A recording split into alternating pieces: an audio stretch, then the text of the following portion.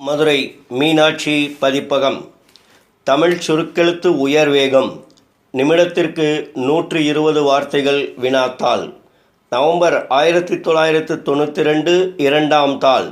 குரல் கொடுத்துள்ளவர் மதுரை கு. ஜெயபாலன். கமெண்ட்ஸ். தமிழ்நாடு சட்டமன்ற பேரவையில் நிதிநிலை அறிக்கை மீது நடைபெற்ற விவாதத்தில் ஆளும் கட்சி உறுப்பினர் ஒருவர் பேசுகையில் குறிப்பிட்டதாவது: பேரவை தலைவர் அவர்களே, இந்த மன்றத்தில் பேசும்போது அரசாங்கத்தின் நல்ல கொள்கைகளை அனைவரும் வரவேற்றும் ஆதரித்தும் பேசியிருக்கிறார்கள். நானும் என்னுடைய கருத்துக்களை சொல்ல விரும்புகிறேன்.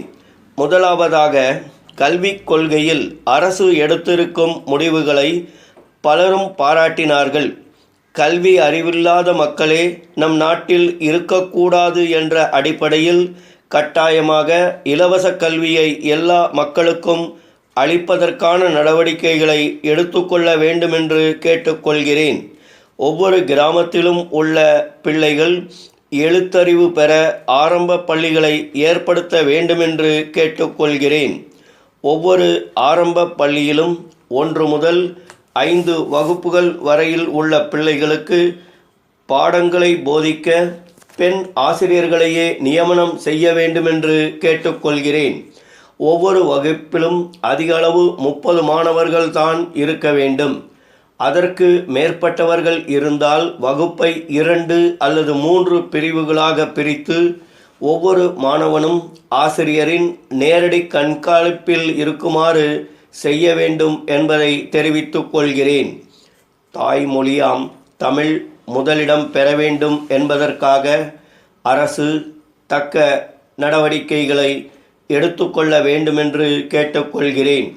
தமிழை வளர்க்க வாழ வைக்க எல்லா வகையான வழிமுறைகளையும் ஏற்பாடுகளையும் எடுத்துக்கொள்ள வேண்டும். முதலாவதாக, தமிழ்நாட்டில் உள்ள எல்லா ஊர்களின் பெயர்களும் திருத்தமாக தமிழிலேயே எழுதப்பட வேண்டும். அதேபோல் நாட்டிலுள்ள கடைகள், அலுவலகங்கள், நிறுவனங்களின் பெயர் பலகைகள் எல்லாம் தமிழிலே இருக்க வேண்டும் என்று அரசாங்கம் ஆணை பிறப்பிக்க வேண்டும்.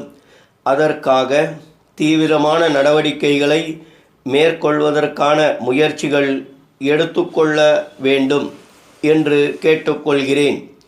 எங்கும் தமிழ், எதிலும் தமிழ் என்ற அரசாங்கத்தின் கொள்கையை உறுதிப்படுத்தி எல்லா அரசாங்க அலுவலகங்களையும் வேண்டிய முயற்சிகளை செய்ய வேண்டும். அரசாங்கத்தின் அலுவல்களை எல்லாம் தமிழிலே நடத்தவும், கடித போக்குவரத்துக்கள், அரசு ஆணை போன்றவற்றையெல்லாம் தமிழிலே நடத்தவும் அரசு ஊழியர்களை ஊக்குவிக்க வேண்டும். அதே மாதிரி பள்ளிகளில் மாணவர்களின் வருகை பதிவேடு, சம்பள பட்டியல், ஆசிரியர் குறிப்புகள் போன்ற எல்லாவற்றையும் தமிழில் எழுதுவோருக்கு ஒரு குறிப்பிட்ட காலம் வரையில் ஊக்கத்தொகை அளிக்கலாம் என்பதை தெரிவித்துக் கொள்ள விரும்புகிறேன்.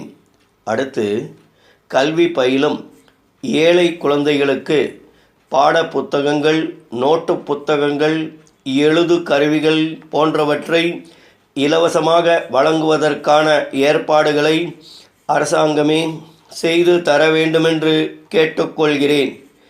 ஏழை குழந்தைகளுக்கு மதிய உணவுடன் ஊட்டச்சத்து பொருள்கள் ஆகியவற்றை இலவசமாக வழங்க அரசு தக்க நடவடிக்கைகளை எடுக்க வேண்டுமென்று கேட்டுக்கொள்கிறேன்.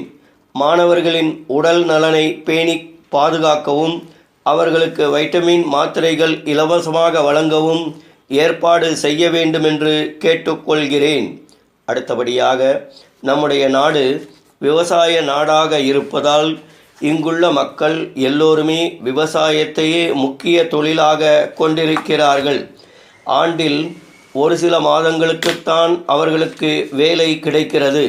மற்ற நாட்களில் வேலை வாய்ப்பின்றி மிகவும் கஷ்டப்படுகிறார்கள். இங்கே கிராமப்புறங்களில் பெரிய பெரிய தொழிற்சாலைகள் ஏதுமில்லை. ஆகவே தொழில்பேட்டைகளை ஆங்காங்கு உருவாக்கி பல தொழில்களில் பயிற்சி அளித்தால் தொழில் வளர்ச்சி பெறும். மக்களுடைய வாழ்க்கை தரமும் உயர்ந்து காணப்படும்.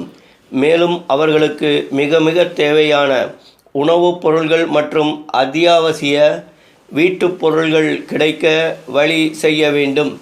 விவசாயிகளுக்கு தேவையான தரமான விதை, உரம், பூச்சிக்கொல்லி மருந்துகள் போன்றவை எளிதில் கிடைக்க ஏற்பாடுகளை செய்ய வேண்டுமென்று கேட்டுக்கொள்கிறேன்.